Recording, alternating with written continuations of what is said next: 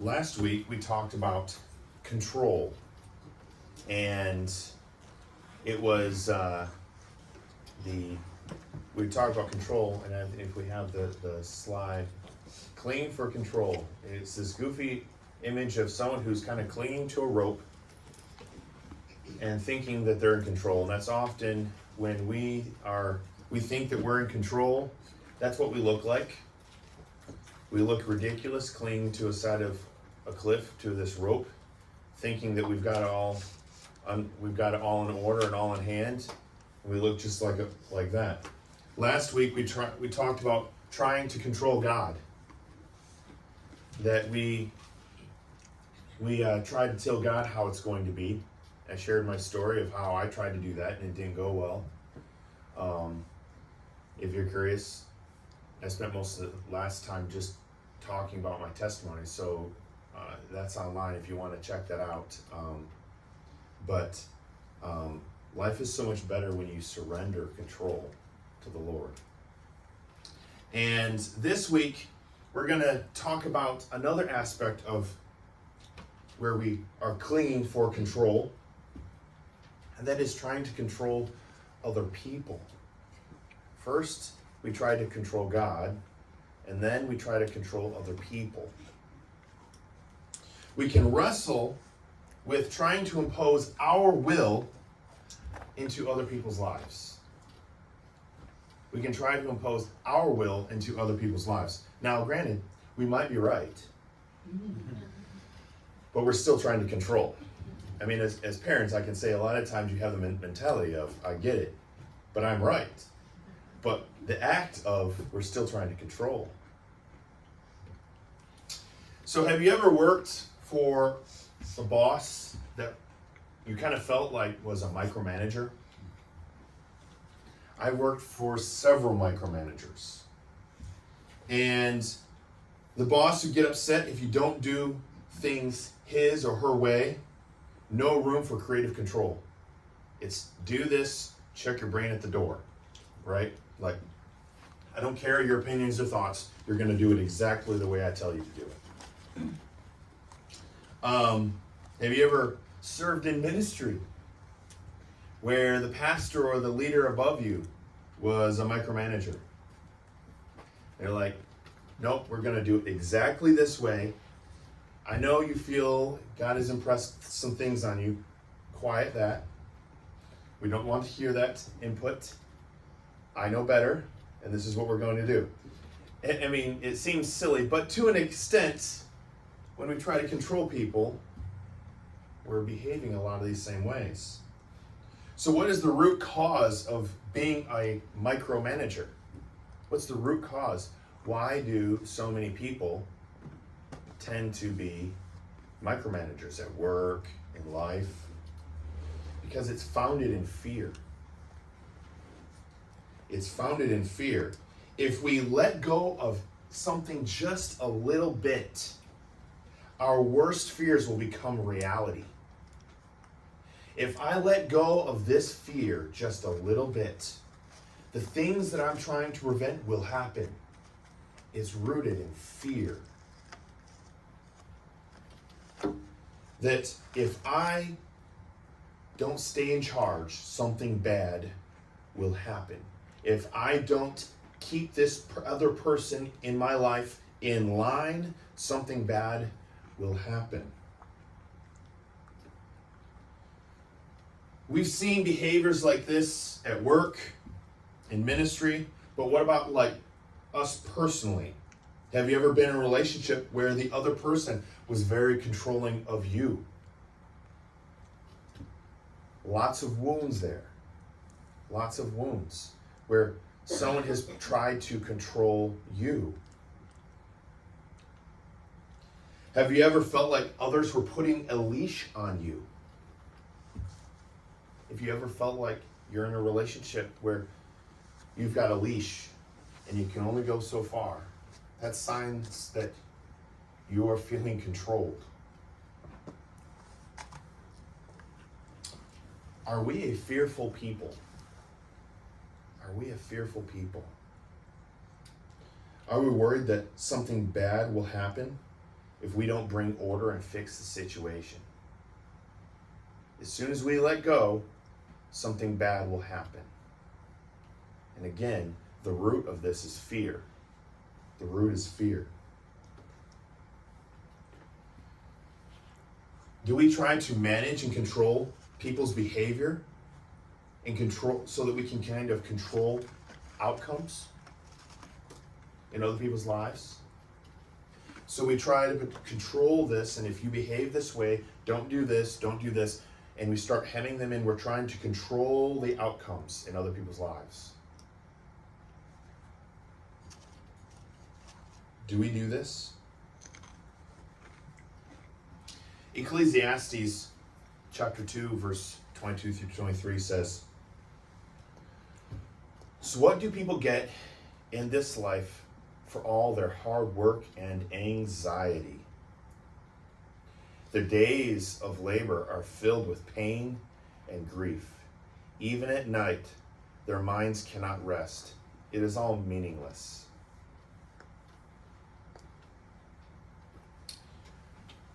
It is all meaningless.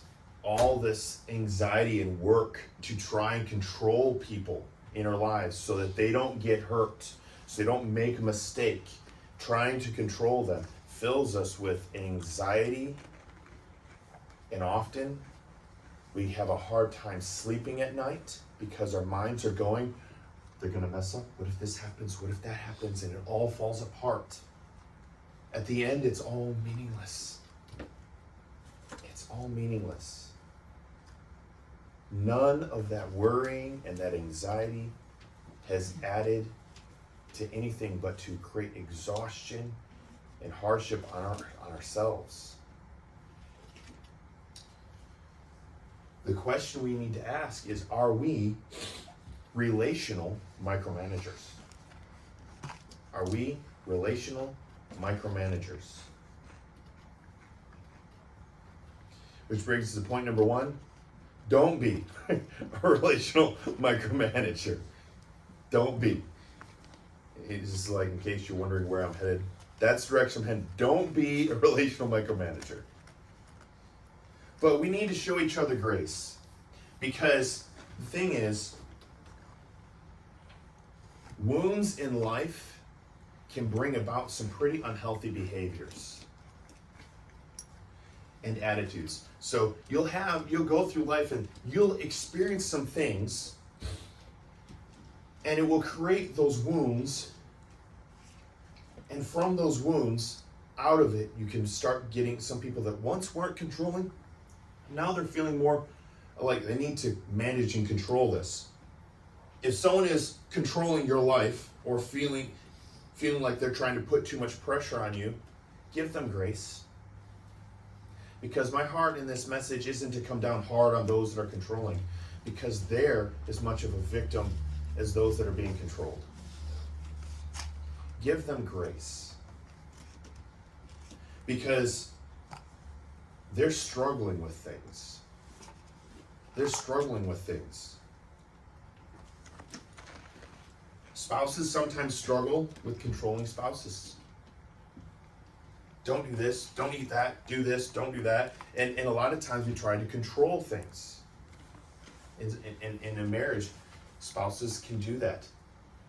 Good intentions, not trying to be all good intentions, but it's rooted in fear. It's rooted in fear.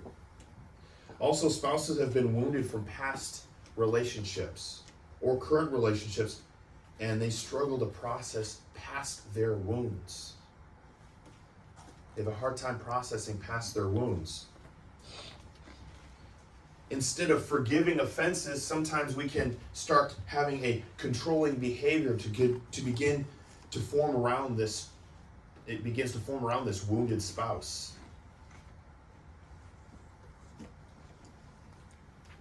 We can fear that if we aren't in control of the people around us, spouses even, what people are doing in our life, we can lose control and experience even more pain. That's why we have to give grace to those that are wrestling with letting go of control, is because they're worried also they've experienced pain. And if they let go of control, they'll experience even more pain. It all comes from wounded places in our lives. We've been wounded. We don't want to get wounded again. So we try to control our relational outcomes to guard our heart. But the very thing we do to prevent more wounds causes wounds in others.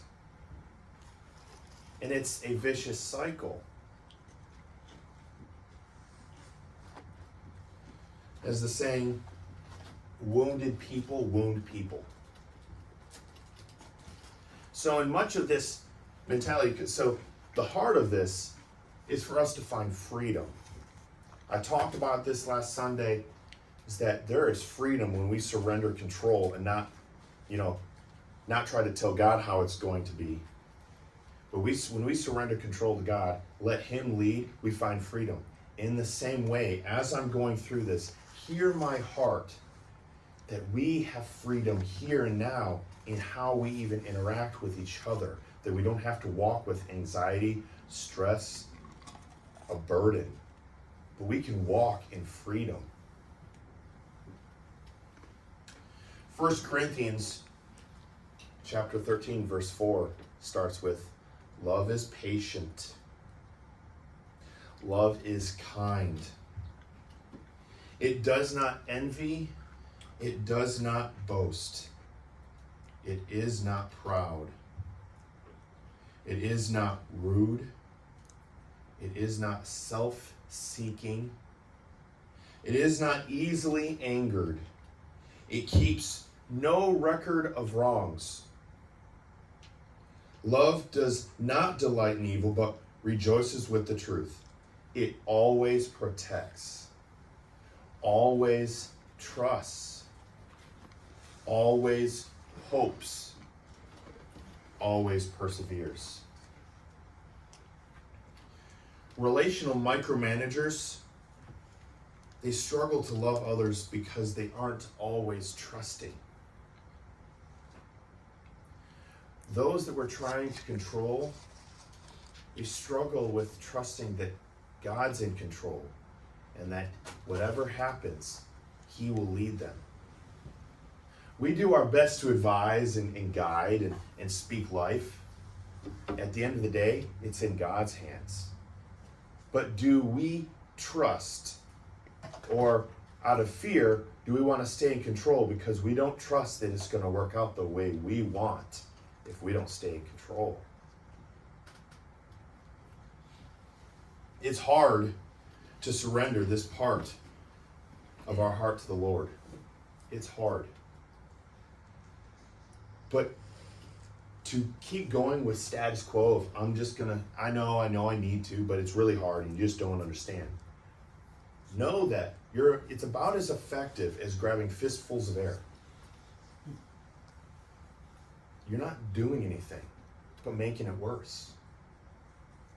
And you're getting exhausted in the process. You go through life, you come to church, and I'm exhausted. I'm trying to keep all the plates juggling and going, and I can't do it anymore. Some of this is just to me as much as you. It's not on us.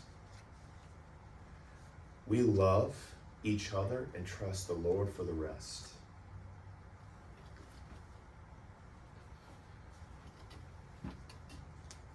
If we continue to go down the path of trying to control each other, it'll leave us full of anxiety, exhaustion, and fear. That's not the heart He has for His followers. We must not be relational micromanagers. This is the heart of Christ in our relationships. Mark 10, verse 42 through 45. So Jesus called them together and said, "You know that the rulers in this world lord it over their people, and officials flaunt their authority over those under them. But among you it will be different. Whoever wants to be a leader among you must be your servant. And whoever wants to be first among you must be the slave of everyone else. For even the Son of Man came not to be served, but to serve others, and to give his life as a ransom for many. We are called to be the exact opposite of micromanagers, relational micromanagers. We are called to be slaves of each other. What can I do for you? How can I help you? What is God laying on your heart? How can I help make that happen? Because sometimes when we try to control people, what we don't realize is that when God is moving in someone else's heart, we, in trying to control them, we can start to behave as though God speaks to us first, then them. As though they can't go straight to the throne. They have to kind of get our permission first. And if we affirm it, then they can go. That's not the freedom that God calls the church into.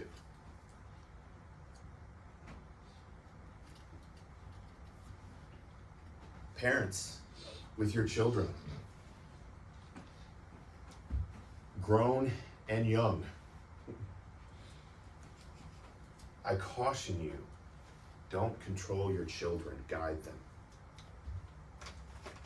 I caution you. When they're younger, obviously discipline them when they do wrong, lead them, guide them. I'm not at all saying don't discipline. No, they need to be disciplined. But leave the rest to the Lord. And that's hard for a parent to do.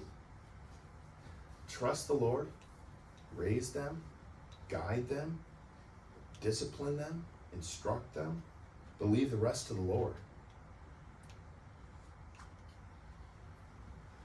Don't control the adult children in your life. Guide them. Trust that at the end of the day, our Father is still on the throne, and He loves them very much. Give your adult children wise counsel, and don't shame them when they choose to do something different than what you advise them to do. Because what you're doing is, in shaming them, you're going to create a cycle of they're going to feel guilty, and it's a way of beginning to get control of them again. Don't shame them. Don't say like, should have listened to me, I told you so. None of that. Just let them make mistakes, but be that open door so they want to come back and say, okay, I probably should have listened to you a little more, but I'm interested in what you have to say about this next thing, and you want to keep that open door so they come freely, not out of guilt.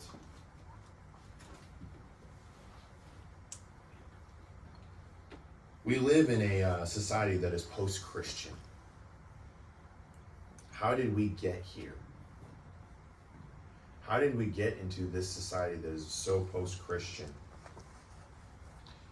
I think a lot of it is we have to be careful that as we try to control and manage outcomes, like I've mentioned, that we don't try to force the next generation to go to church. It seems weird saying that from the pulpit, but we should encourage good and healthy behavior in our children, absolutely. Like, this is really good for you. You'll regret it. This is really good for you, but we can't control the next generation. We can't force children to love others, because it comes from the heart, and only God reaches our heart. We can't force children to love Jesus, because we believe in free will too. We can't force it. I spent 16 years in youth ministry, and time again, I can tell you that I saw the product of what we're beginning to see in our culture now. I saw the earlier product of the teens that would come to church, and they were forced to go to church To the point where literally fistfights sometimes broke out in youth group. Because parents said, you got to go to church. And they were, well, fine then. I'll take my aggression out on the fellow students. I've seen some bad things in youth ministry because kids were forced to go. And what it did was, time and time again, I would sit down, have a small group, and we're talking about a lesson, and I could tell those that didn't even want to be there, and that were angry and resentful at me. I didn't force them to be there. And then as soon as they graduated, many of these students, they went to a college as far from their parents as they could, where they could finally make their own decisions, and they stopped going to church. So an aspect, we want to guide our children, but we want to guide them into understanding, don't you see how much better this is for you, that God's plan is so much better than anything that you or I could dream up? And we have to live it. Because much of the wounds we have in our community now, really is my generation and younger that I'm seeing in the workforce, is there's an entire generation of prodigal children that grew up in the church, were forced to go to church, and now they're done. They kind of got inoculated by the gospel just enough to be like, all right, I know everything about the Bible. I'm done with all that. And then they leave the church. Because it's not a heart thing. You can't force people to love.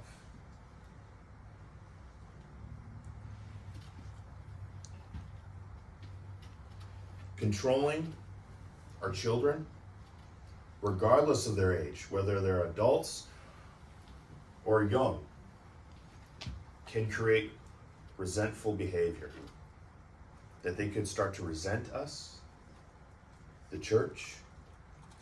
We don't want that. We don't want them to resent the Lord. We have to be careful. On the flip side, children of all ages, don't try to control your parents. Don't try to control your parents, thinking you know better. And they're getting older and they don't know what they're talking about, so I'm going to show you how it's going to be done. Be careful. Don't try to control your parents. Scripture says to honor them. Honor the role that they have in your life. Because it is an important, heavy responsibility in the family. So honor them. Honor them. Don't try to manipulate or control your parents. And I say this in that parents sometimes get beat up on, but children, don't do it either. Manipulation can go both ways. Don't do it. Children, lead by example for your parents. Sometimes if a parent is doing something, you're like, man, this doesn't seem right. Instead of trying to control them, lead by example in your own life. Lead by example in how you choose to honor God and trust the Lord for the rest. Pray for your parents and trust the Lord for the rest. Which leads to point number 2, the theme here.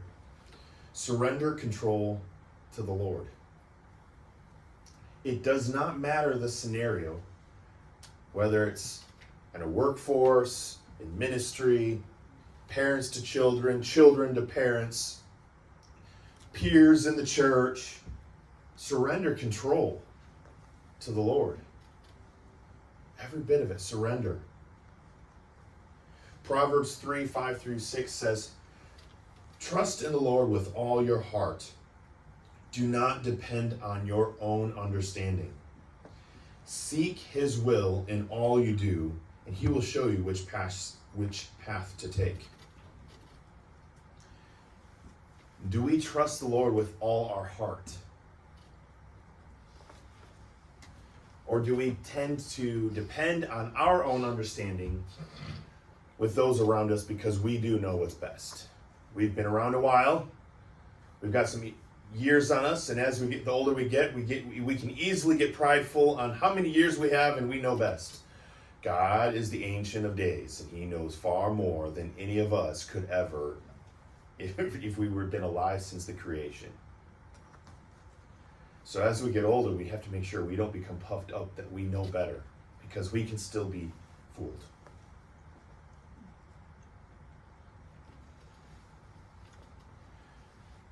We must pray to seek the will of the Father in heaven for all our relationships. Pray that His will be done. Before we give input and advice about what we think is best, we should pray.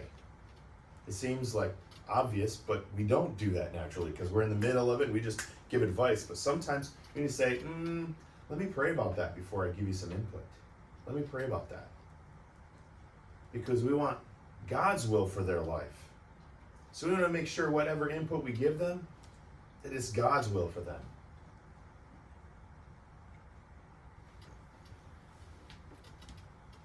We must encourage everyone to just simply do what is wise in their life.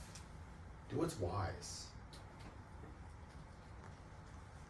And surrender control, because we don't want to be a people motivated by fear. My dad once told me this saying that it's solid, and it's every time I've gone back to it, I find more things in Scripture that seem to really nail it down. But anything motivated by fear is always a mistake. Anything motivated by fear is always a mistake. 2 Timothy chapter 1 verse 7 says, "For God did not give us a spirit of fear or timidity, but of power, love, and self-discipline." He did not give us that spirit of fear. And so when we are talking to people and we're trying to control outcomes, we have to recognize that in our heart we're fearful that if they don't do what we're telling them they need to do, something bad will happen. We're trying to manage hurt, manage pain, and we're fearful of that. But God didn't give us a spirit of fear. So when we're operating that way, we're not operating in the Spirit and trusting the Lord to guide us. Anything that is motivated by fear leads to destruction because we didn't operate in faith. Fear is the opposite of faith. Fear brings destruction, while faith brings life.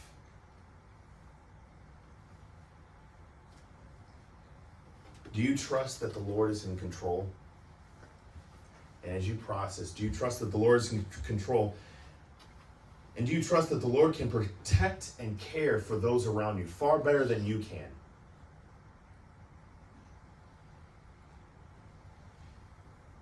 I encourage you to surrender control today.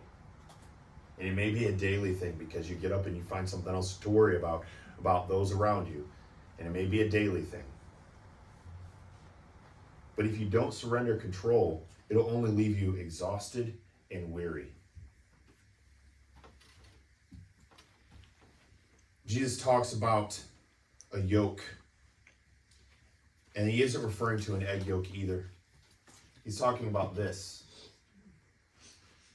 And the burden that ox would have to carry and pull. In the next picture, I think you've got a little bit in this struggle. And they struggle, and they pull this thing. And some of the pictures that looked, not very good pictures, but some of the things like back in the logging days, it was quite impressive, the things that the oxen would have to pull. The burdens that they'd have. So that right there is the yoke. That's the wooden piece, that's the yoke. Jesus says in Matthew 11, verse 28 through 30, "Come to me, all you who are weary and burdened, and I will give you rest. Take my yoke upon you and learn from me, for I am gentle and humble in heart, and you will find rest for your souls. For my yoke is easy and my burden is light. When we are trying to control people, we're trying to manage everything and manage the outcomes and make sure that it all happens in the church, outside the church, the way we want. And we try to control everything. We're pulling some heavy loads behind us. And eventually, we'll trip, we'll stumble, and we'll fall to the ground. And we'll say, I can't keep going any further. Because that's not God's intent for us. We're trying to play God and be in control. He says, give it to me. Let me take the lead. My burden's a lot lighter than what you've been carrying. And we often feel like God's going to be so hard and harsh and his heavy. He's like complete opposite. He's like, come, gentle. This is so much easier. My plan is so much easier. You can walk in freedom.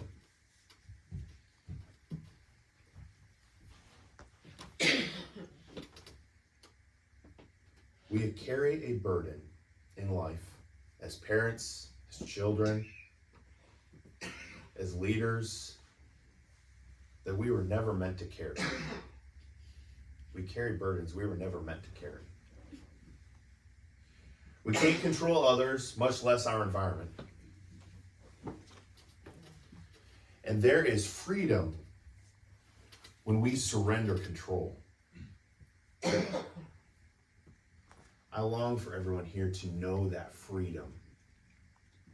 There are times that I myself pick up control, try to control things in the church and make sure that we're going in the right direction, and I myself have to go, hold up, wait, I need to pray. God, that's why when I prayed at the beginning, Lord, this is your church. Sometimes I can forget that when I'm trying to take the lead, but no, Lord, this is your church. This is his church. Jesus longs to give his freedom. Should we surrender? He longs. Ask the Lord today, are there areas where I try to be in control? Are there areas in my life that I try to be in control? Ask the Lord. And then, if those things are laying on your heart, you're like, I think I know, but I'm not ready. The next thing is to ask the Lord to help you surrender it. Lord, I want to. I don't know how.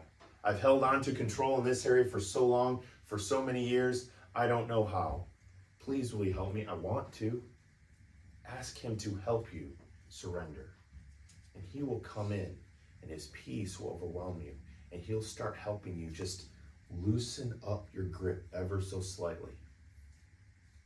Where you can truly praise him with open hands, not tight-fisted grips. Because his way is much better. I'm going to pray and worship him. Come on up.